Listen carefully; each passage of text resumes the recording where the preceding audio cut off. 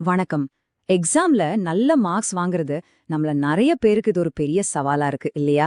நீங்க எவ்வளவுதான் படிச்சாலும் எதிர்பார்த்த ரிசல்ட் கிடைக்காதப்போ வர்ற அந்த ஏமாற்றத்தை என்னால புரிஞ்சுக்க முடியுது.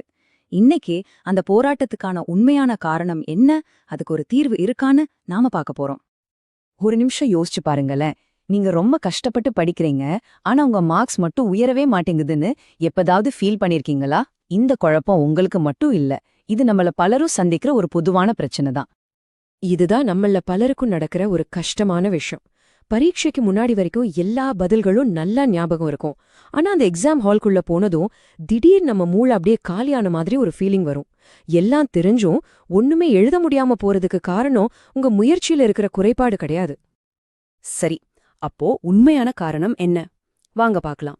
இப்போ நீங்க கேட்க போற விஷயம் இந்த பிரச்சனைய நீங்க பாக்குற விதத்தையே மாத்த போகுது. ஆமா, 80% உங்களுடைய கற்றல் சிரமங்கள்ல இவ்ளோ பெரிய பங்கு இதுக்கு தான் இருக்கு. அது என்னன்னு தெரிஞ்சுக்கலாமா? இந்த விஷயம் ரொம்ப ரொம்ப முக்கியம்.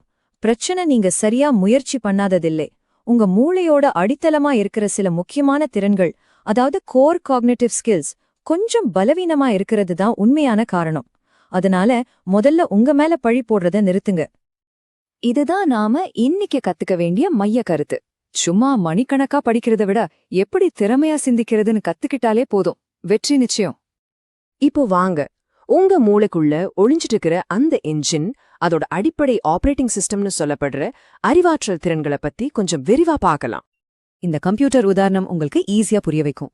யோசிச்சு பாருங்க, உங்க கம்ப்யூட்டரோட ஹார்ட் டிஸ்க் ஃபுல்லா இருந்தாலோ இல்ல ரேம் ரொம்ப ஸ்லோவா இருந்தாலோ என்ன ஆகும்? எதையும் சரியா சேவ் பண்ண முடியாது, வேகமா யோசிக்கவும் முடியாது இல்லையா? அதேதான் இங்கேயும் நடக்குது. இந்த படத்தை பாருங்க. நாம படிக்கிற விஷயங்கள்லாம் இன்புட்டா உள்ள போய் நம்ம கவனம், ஒர்க்கிங் மெமரி, ப்ராசஸிங் ஸ்பீட் இது எல்லாத்தையும் தாண்டி நம்ம நாலேஜ் பேங்க்ல சேவ் ஆகுது. அப்புறம் எக்ஸாம்ல அது அவுட்புட்டா வெளியே வருது.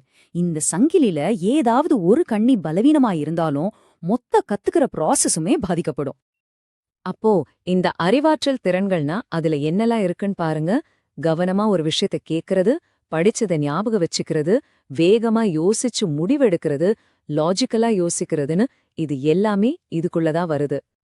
இப்போ உங்களுக்கு நல்லா புரியும் இந்த திறன்கள் எப்படி நம்ம சப்ஜெக்ட்ஸோட நேரடியா கனெக்ட் ஆகுதுன்னு.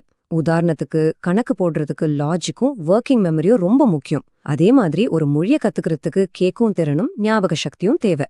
உங்க ஃபவுண்டேஷன் ஸ்ட்ராங்கா இருந்தா எந்த சப்ஜெக்டையும் நீங்க ஈஸியா கத்துக்கலாம். சரி, பிரச்சனைகளை பத்தி பேசிட்டோம். இப்போ ஒரு நம்பிக்கையான தீர்வு நோக்கி நகரலாம். இது உங்களுக்கு ஒரு புது வழியை காட்டப் போகுது. ஆமா, நீங்க கேட்டது உண்மைதான். நியூரோபிளாஸ்டிசிட்டி என்ற அறிவியல் உண்மைப்படி சரியான பயிற்சிகள் மூலமா உங்க மூளையில பொது நரம்பு இணைப்புகளை உருவாக்கி அதை இன்னும் வலிமையாக்க முடியும். சிம்பிளா சொல்லணும்னா உங்க மூளை ஒரு தசை மாதிரி. நீங்க பயிற்சி கொடுக்க கொடுக்க அது இன்னும் வலுவாகும். இந்த மாற்றத்தை நம்ம எப்படி அடைய முடியும்? இதோ இந்த 5 படிகள் கொண்ட OCSAT கட்டமைப்பு உங்களுக்கு வழிகாட்டும். முதல்ல ஒரு ஆன்லைன் டெஸ்ட் மூலமா உங்க திறன்களோட பலம், பலவீனம் என்னன்னு கண்டுபிடிப்போம். அதை வச்சு உங்களுக்காகவே ஒரு ஸ்பெஷல் மூளை பயிற்சி திட்டத்தை உருவாக்குவோம். உங்க முன்னேற்றத்தை ட்ராக் பண்ணி சரியான ஃபீட்பேக் கொடுத்து இந்த கற்றலையே ஒரு சுவாரஸ்யமான விளையாட்டா மாத்திடுவோம். சரி, இந்த முக்கிய திறன்களை எல்லாம் நாம வலுப்படுத்தினா அதோட ரிசல்ட் நிஜத்துல எப்படி இருக்கும்? வாங்க அதையும் பார்க்கலாம். இங்க பாருங்க, பயிற்சிக்கு முன்னாடியும் பின்னாடியும் எடுத்த 2 ரிப்போர்ட்ஸ் இருக்கு. இடது பக்கம் பயிற்சிக்கு முன்னாடி நிறைய திறன்கள் சிவப்பு நிறத்துல, அதாவது பலவீனமா இருக்கிறத நீங்க பார்க்கலாம். ஆனா வலது பக்கம் பயிற்சிக்கு அப்புறம் அதே திறன்கள் எப்படி பச்சை நிறத்துக்கு, அதாவது பலமா மாறி இருக்குன்னு பாருங்க. உதாரணத்துக்கு கவன ஈர்ப்பு, நினைவாற்றல் பகுதிகளில் ஏற்பட்டிருக்கிற முன்னேற்றத்தை கவனிங்க. இது வெறும் உணர்வு ரீதியான மாற்றம் இல்ல, அளவிடக்கூடிய உண்மையான வளர்ச்சி. இதோட பலன்கள் வெறும் மார்க்ஸோட நின்னுடாது. எக்ஸாம் டென்ஷன்ல கூட தெளிவா யோசிக்கிறது, எதிர்காலத்தை பத்தி நம்பிக்கையோட முடிவெடுக்கிறது, உங்க மேலேயே உங்களுக்கு மரியாதை கூடுறதுன்னு உங்க ஒட்டு வாழ்க்கைக்கும் இது ரொம்ப உதவும். இப்போ உங்க எதிர்காலத்துக்காக நீங்க எடுக்க வேண்டிய ஒரு முக்கியமான சக்தி வாய்ந்த முடிவை நோக்கி நாம வந்திருக்கோம். உங்க முன்னாடி 2 வழிதான் இருக்கு. 1, உங்க மூளை திறன்களை மேம்படுத்தி உங்க எதிர்காலத்தை பிரகாசமாக்கலாம். இல்லனா எதுவும் செய்யாம இதே சவால்களோட பின்தங்கி இருக்கலாம். முடிவு உங்க கையில தான் இருக்கு. இந்த ஒரு விஷயத்த மட்டும் மனசுல வச்சுக்கோங்க. உங்க மூளையோட உண்மையான திறனை விலை கொண்டு வர்றதுக்கான நேரம் இது.